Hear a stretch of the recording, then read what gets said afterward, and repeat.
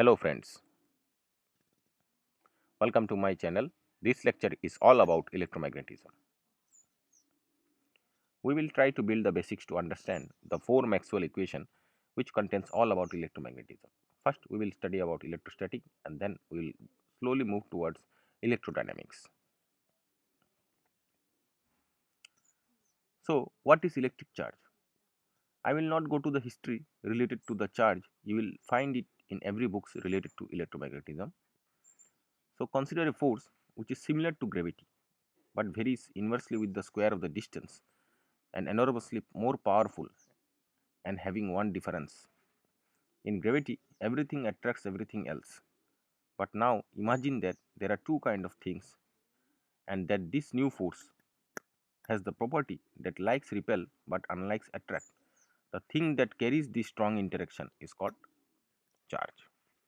Charges are of two types, positive and negative. Now think, if you have a bunch of positive charge, what would it do? The answer is it would repel with an enormous force and spread out in all directions. A bunch of negative charges would do the same. Now another question comes into mind.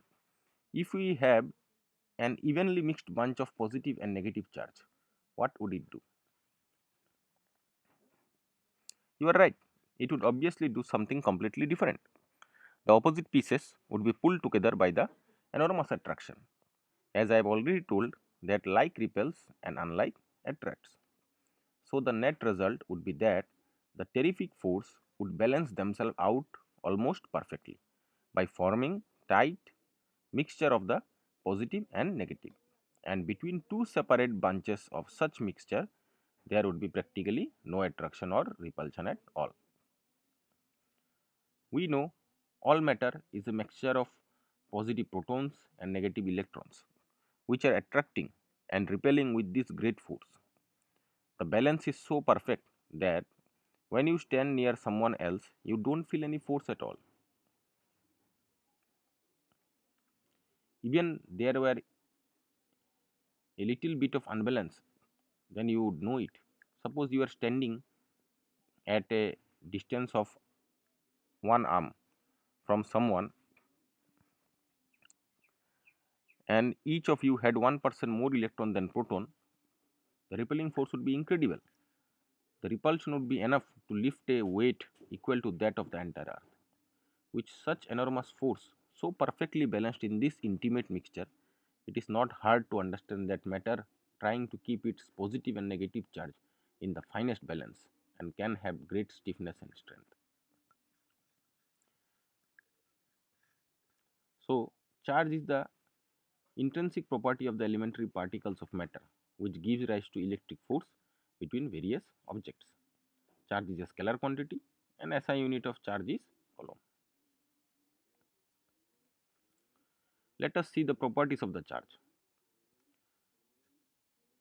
which I have mentioned in the slide: additivity, quantization, and conservation. First, what is additive property? Additive property tells you that suppose you have a system which consists of Q1, Q2, Q3, and so on up to Qn. That means n number of charges. Now, what is the total or net charge of the system? It should be the sum of all the charges. Say, for example, your system consists of plus 1 coulomb and minus 2 coulomb charges. So, what is the net charge of your system? It would be addition of plus 1 coulomb and minus 2 coulomb charge. So, your answer will be minus 1 coulomb charge. Keep in mind that sign of charges must be taken into account. In Benjamin Franklin's day, electric charge was thought to be a continuous fluid, an idea that was useful for many purposes. But we know that fluids such as air and water are not continuous but are made up of atoms and molecules. So, matter is discrete. Similarly, experiment shows that electrical fluid is also not continuous but is made up of multiples of certain elementary charge. The elementary charge is one of the most important constant of nature. So any positive or negative charge that can be detected can be written as Q equal to an integer multiple of an elementary charge. The value of an elementary charge is 1.602 into 10 to the power minus 19 coulomb. When a physical quantity such as charge can have only discrete values rather than any value, we say the quantity is quantized. It is possible, for example, to find a particle that has no charge at all, or a charge of 10 e or 6 e, but not a particle with a charge of say 3.57 e.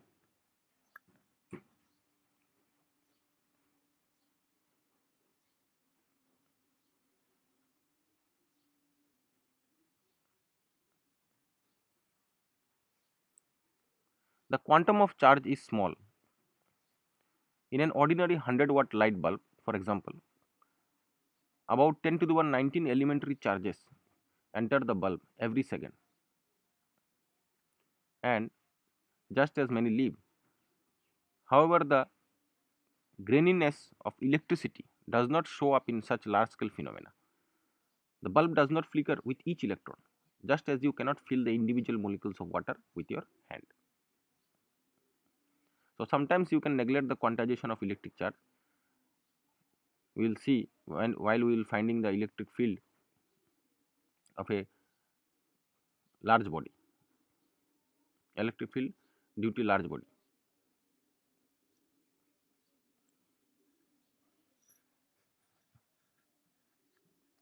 Now another properties of electric charge is conservation. Conservation of charge tells you that charge can neither be created nor can be destroyed. That is, in an isolated system, total charge does not change with time, though individual charge may change. No exception to the rules have ever been found. So consider an example. When an electron having charge minus e and its antiparticle, the positron, having charge plus e, undergoes an annihilation process, transforming into two gamma rays. This is one of the example of the conservation of charge. Before annihilation, the net charge of the system, which consists of electron and positron, is 0. Why? Because if you add algebraically the charge of an electron and positron, you will get 0, because minus e and plus e, if you add these two charges, you will get 0. And after annihilation process, there is a formation of gamma rays, and we already know gamma ray does not consist of charge particle. It is in form of an electromagnetic waves. So the net charge of the system after annihilation process is also 0. So conservation of charge always hold.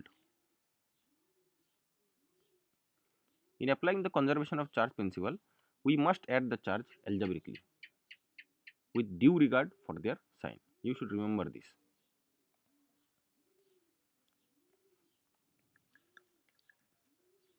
We have said that the electrical force, like a gravitational force, decrease inversely as the square of the distance between charges.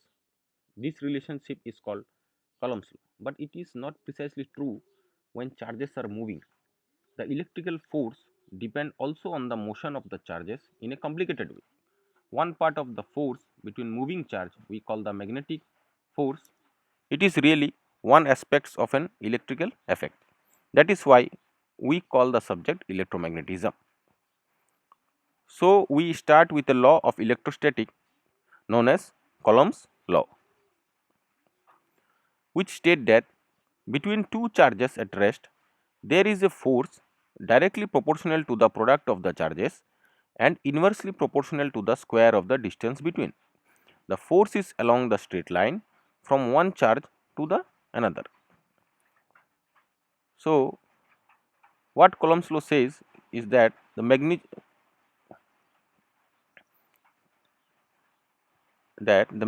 of force is proportional to the product of the charges, F proportional to product of charge q1 and q2, and F proportional to 1 by r square, and the direction of force is along the line joining the force.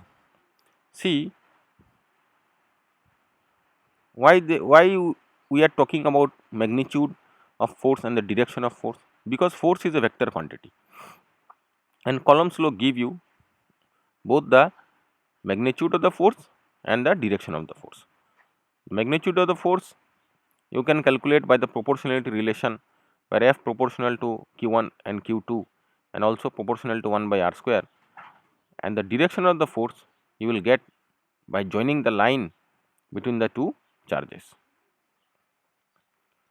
So, let us see this pictorial representation, and then we will write the Coulomb's law in more advanced form, say in vector form.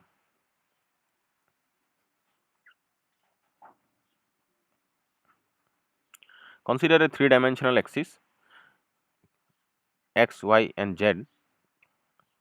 Suppose Q1 and Q2 are the charge located at position denoted by position vector r1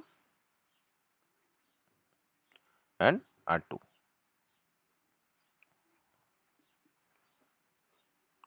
Here join the points by a straight line, and the distance between the two charges q1 and q2 is denoted by r12. Here e12 is the unit vector along the direction from q2 to q1,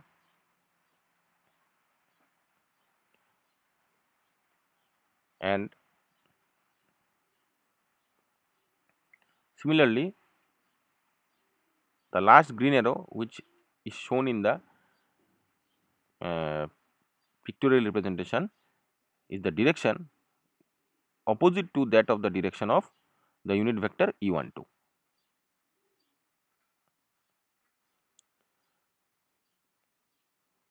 So, let us write Coulomb's law in vector form. In vector form, we can write F1 equal to 1 by 4 pi epsilon naught q1 q2 by square of r12 and then unit vector e12 equal to minus f of 2 minus f2, comma, what is f1? F1 is the force acting on charge q1 due to charge q2. e12 is the unit vector in the direction of q1 from q2. r12 is the distance between two charges.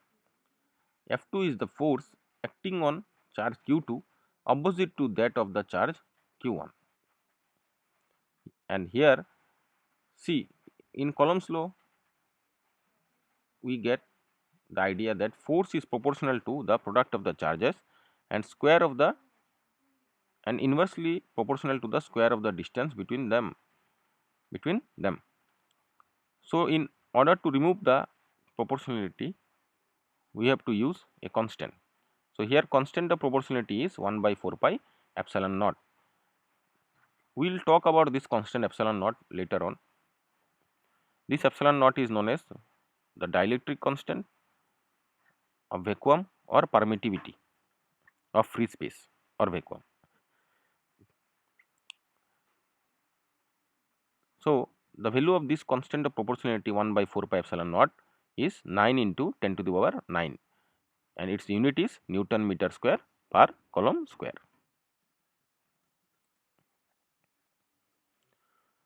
When there are more than two charges present in your system, we must supplement Coulomb's law with one another fact of nature. The force on any charge is the vector sum of the Coulomb's forces from each of the other charge. This fact is called the principle of superposition. That's all there is to electrostatics. If we combine the Coulomb's law and the principle of superposition, there is nothing else.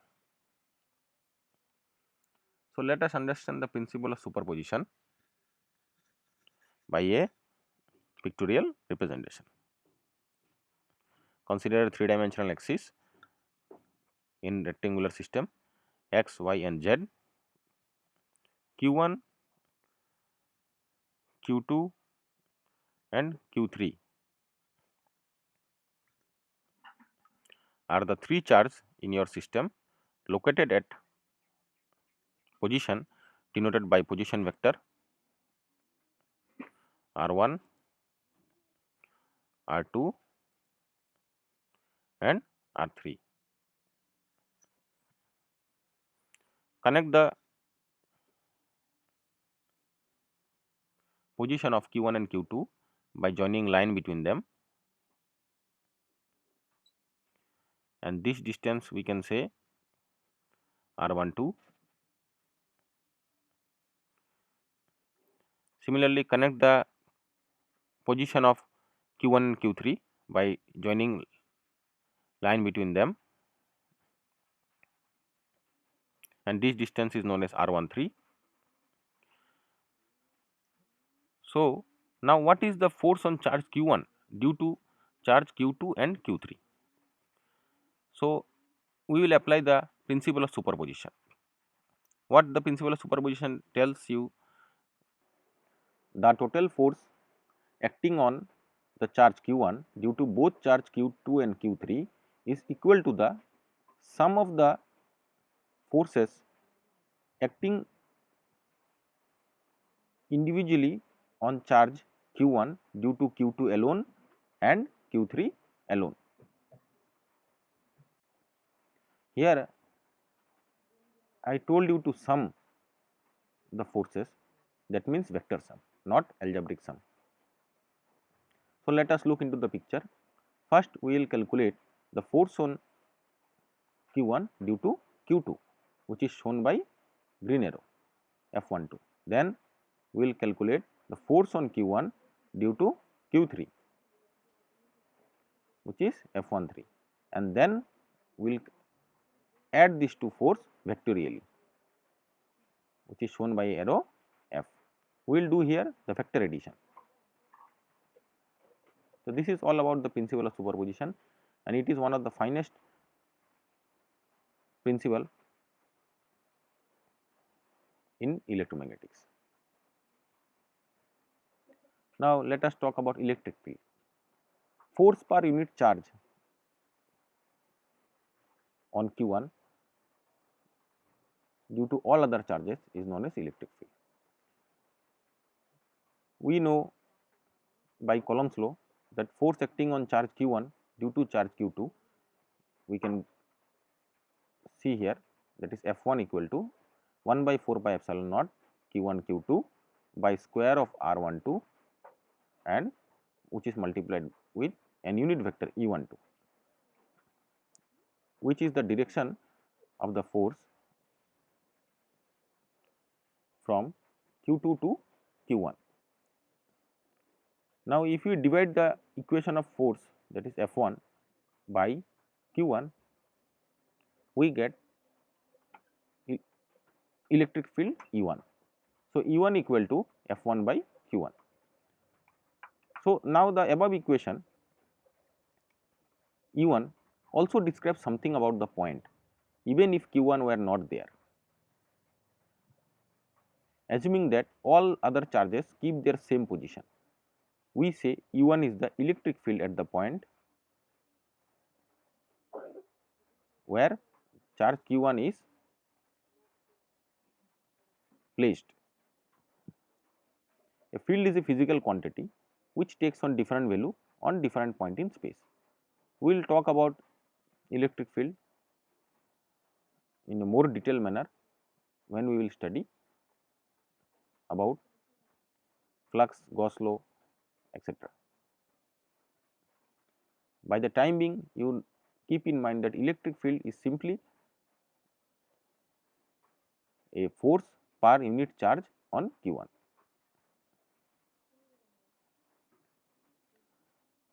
Electric field also obey the principle of superposition. If there are more than two charges, then electric field on any charge is the vector sum of the field from each of the other charges. Suppose the system consists of three charges. In order to calculate the field on the first charge due to the other two charges present in a system of three charges, first we will calculate the force by the help of Coulomb's law and principle of superposition. So, F1 will be, as I have shown in the slide of my superposition, where F1 is equal to F12 plus F13.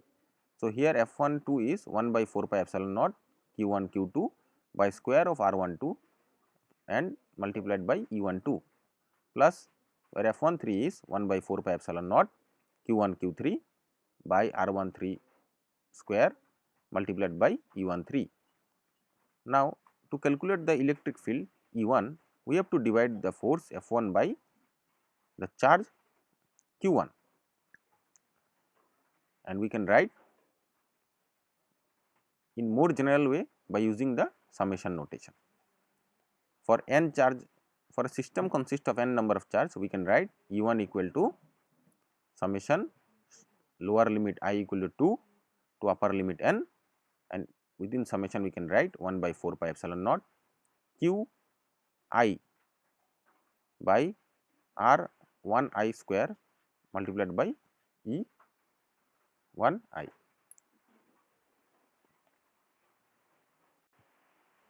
So, keep in mind, in order to calculate the field, first we have to find the force acting on a test charge, and then we have to divide the force by the magnitude of the test charge,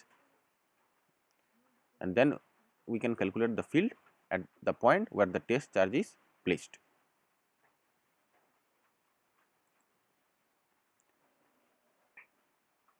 So, thanks for watching, and please subscribe and do comment also.